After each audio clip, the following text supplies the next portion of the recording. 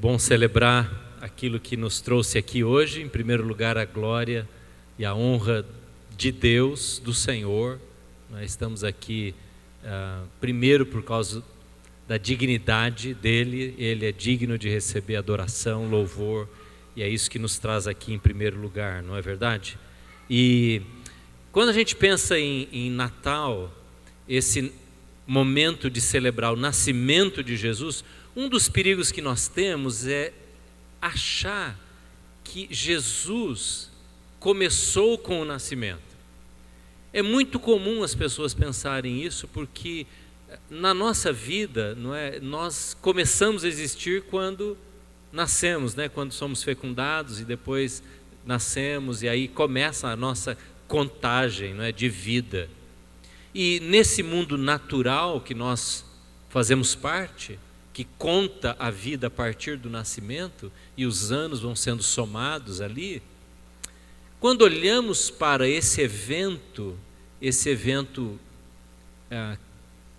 de tamanha importância do cristianismo, nós podemos cair num erro de imaginar que Jesus não era e passou a ser no nascimento.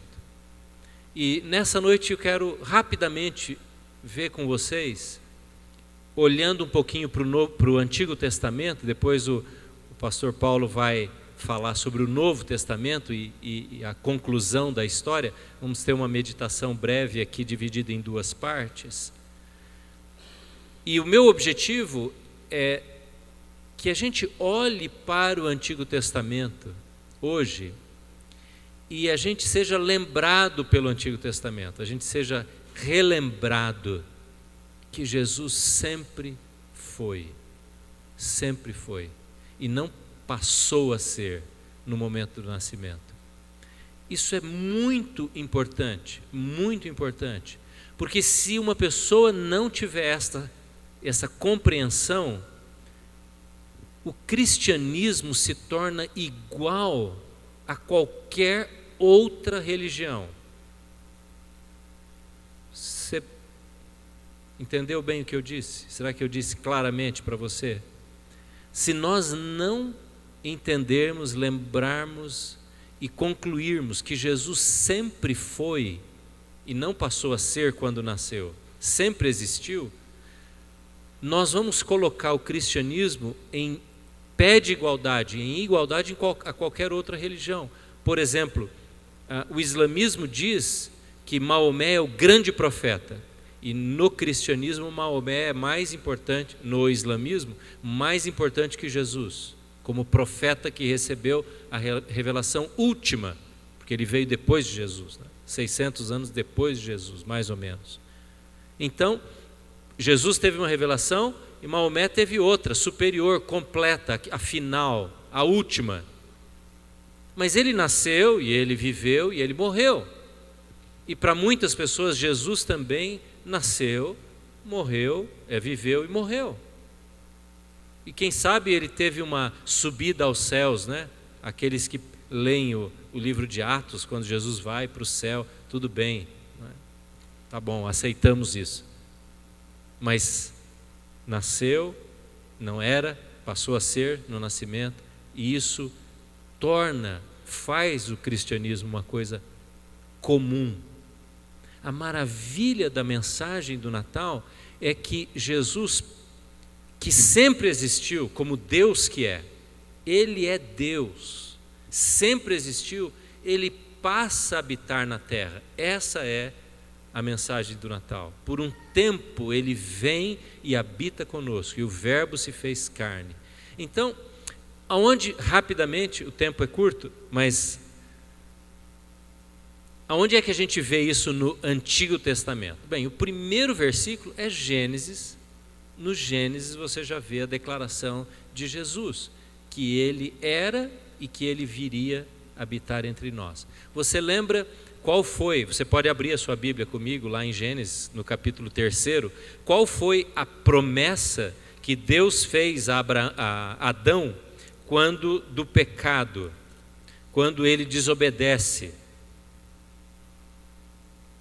Quando ele desobedece e capítulo 3, versículo 15. E Deus está dando para Adão, para Eva e para Satanás. Satanás está presente aqui nessa história. Ele está dando o desenrolar da história. Ele está dando algumas frases que vão resumir a história do Adão, resumir a história de Eva em alguns aspectos da vida, e vão também falar da vida ou da existência e da relação de Satanás com o próprio Deus. E olha o que ele diz aqui no versículo 15: porém inimizade entre você e a mulher, entre a sua descendência e o descendente dela. O descendente dela. Dela quem? A mãe de todos nós, Eva. Está falando de Eva, o descendente dela. O descendente dela. Pronome masculino, não é? Singular. O descendente dela. Este lhe ferirá a cabeça. Está falando do que aqui? Este, o descendente da mulher, ferirá a cabeça, pisará sobre Satanás, destruirá as obras de Satanás. E a história, desde lá até Apocalipse, é essa. Se você for resumir a história toda numa frase, você poderia dizer: a história da humanidade é Jesus pisando a cabeça da serpente. Isso vai culminar o clímax no Apocalipse. Leia lá Apocalipse 21 e 22, que você vai ver o final da história, quando Jesus pisa a cabeça da serpente. Então Jesus está sendo revelado aqui, mostrado no primeiro livro da Bíblia. O descendente da mulher vai vir, espere que vai vir. E o que diz, qual seria o ataque de Satanás sobre Jesus, para com Jesus? É o final do versículo. E você lhe ferirá o quê? O calcanhar. E nitidamente aqui, claramente, ainda que Adão não entendesse, Eva não estava entendendo, provavelmente, muita coisa do que Deus estava dizendo, está falando sobre a própria morte de Jesus. Quando por causa da desobediência, Jesus foi ferido, não é? E foi morto, e pagou o preço na cruz. Então, a Bíblia toda, o Antigo Testamento todo fala sobre Jesus. Outro exemplo, Abraão. Você pode ir um pouquinho mais para frente aí em Gênesis, no capítulo 12. Gênesis 12.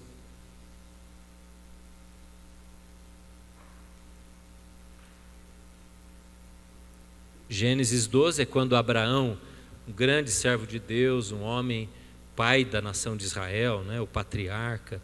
Veja aí o versículo 12, o capítulo 12. Então o Senhor disse a Abraão: sai da tua terra, dos seus parentes e da terra do seu pai, vá para a terra que eu te mostrarei, farei de você um grande povo e o abençoarei, tornarei famoso o seu nome e você será uma bênção. Abençoarei os que te abençoarem, amaldiçoarei os que o amaldiçoarem. Por meio de você, você pode ler esse versículo agora comigo? Por meio de você, todos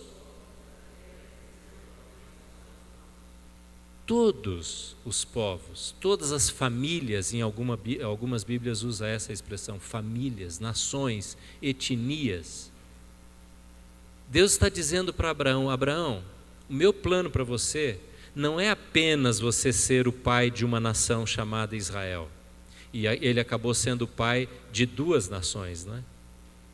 Porque depois vieram os árabes também, né? Filho de Ismael, pois Isaac e Ismael. E ele acaba sendo gerador, o iniciador da nação de Israel. Mas não é apenas de Israel. Não é apenas para abençoar uma parte bem pequenininha da humanidade, mas é todas as nações da terra. Como é que Abraão poderia fazer isso? Será que ele poderia cumprir essa promessa? É muito grande para ele. Jamais. Nós não somos filhos de Abraão. Você tem sangue judeu no seu corpo aí? Hoje eu conversei com um judeu, um descendente de judeu, não é? Ele é de família judaica. Mas você não é, nem eu sou. Você é de origem portuguesa, espanhola, italiana, árabe, sei lá o quê. Mas em Jesus, que é descendente de Abraão, todas as famílias, todos os povos, amém? Aí nesse sentido ele é também o nosso Pai, ele é o nosso Pai na fé, e a Bíblia diz isso, que nós somos filhos da fé em Abraão.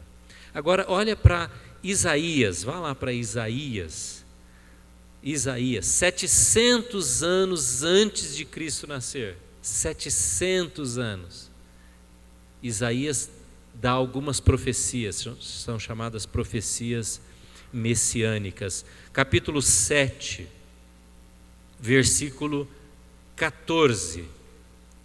Eu vou pedir que as mulheres leiam esse versículo comigo, por favor. Isaías capítulo 7, versículo 14. Vamos lá? Por isso lhe dará um sinal.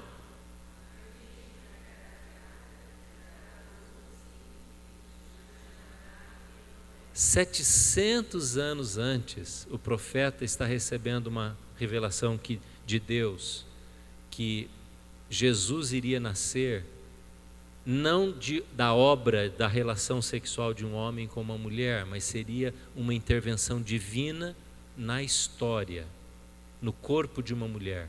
Por isso ele menciona, da virgem nascerá um menino. Outro texto, 2 páginas para frente, aí vá para frente um pouquinho, 2 ou 3 folhas, capítulo 11. Agora ele fala, veja, ele falou de quem seria o filho, seria filho de uma virgem, que nunca teve relação sexual com o seu marido, e depois o Novo Testamento vai mostrar isso. Nós falamos o credo apostólico, né? Nasceu da Virgem Maria. Isso está escrito no credo apostólico, todos os cristãos creem nisso, não é? E está escrito lá em Isaías, capítulo 7. Agora vá para Isaías 11, versículo 1. Um ramo, vamos ler juntos? Um ramo surgirá do trono de Jessé, e das suas raízes brotará um renovo. Que renovo é esse? É Jesus, é outra profecia messiânica. Agora, quem foi Jessé? Pai de Davi. Davi é filho de Jessé. A gente canta que Jesus é da raiz de Davi. Então, Jessé, pai, gera o filho Davi. Por isso a gente fala que Jesus é da raiz de Davi, de Jessé. Essa era a família. Aqui está se tornando, está fincando Jesus no chão, né? Na história, de onde ele vem, quem vai ser a mãe, quem serão os ancestrais dele. 700 anos antes, falando sobre isso. E a última profecia, já que o tempo é curto, está em Miqueias. Agora é uma competição bíblica, quero ver quem acha primeiro. Celular não vale, né? Tem que ser no índice aí, ó. Miqueias é um pequeno profeta no Antigo Testamento, lá no final já, quase chegando em Mateus. Capítulo 5. Agora está falando de onde. Veja, a gente tem tudo isso na nosso RG, não tem? Na nossa certidão de nascimento. Filho de quem, nascido aonde, né? O dia. Jesus também tem aqui o RG de Jesus aqui, né? A certidão de nascimento, local de nascimento agora. Miqueias, acharam Miqueias? 5, versículo 2. Nós cantamos agora há pouco, na gruta lá de Belém, né? Lá naquele lugar bem simples, lá escondido no pé de uma montanha, lá quem sabe, não é? Nasce Jesus. Vamos lá, o versículo 2, vamos ler juntos? Mas tu, Belém Efrata, embora pequena entre os clãs de Judá, de ti virá para mim aquele que será o governante sobre Israel. Suas origens estão no passado distantes, em tempos antigos. É exatamente isso que nós estamos dizendo. Em tempos antigos, lá desde Adão. E ele diz, vai nascer em tal lugar. E em tal lugar nasceu. Toda a profecia revelada.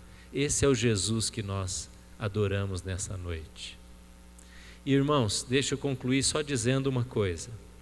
Esse Deus que predeterminou e revelou aos seus homens e mulheres no passado, quando, de quem, não é, de que ascendência, de que família, que lugar, revelou estas coisas com tamanho cuidado e precisão sobre Jesus, é o mesmo Deus que conhece os detalhes da nossa vida também. Não é bom isso? Esse Deus que sabia que daquela cidadezinha micro, sem importância, aquela coisa interiorana lá, Belém, de lá nasceria o Messias. E aí ele faz com que aquele casal saia em peregrinação para se recensear e vá lá em Belém no dia que aquela mulher sente as dores do parto. Esse Deus que cuida da nossa vida, que sabe as pintas que nós temos, né? Até aquelas que queimam, que vêm pelo sol, não é, doutora? Que a gente não cuida, por isso, até essas Deus sabe. Até aquelas de nascença, a cor dos olhos, os problemas que passamos. Esse é o nosso Deus, esse Jesus que nós adoramos. Amém?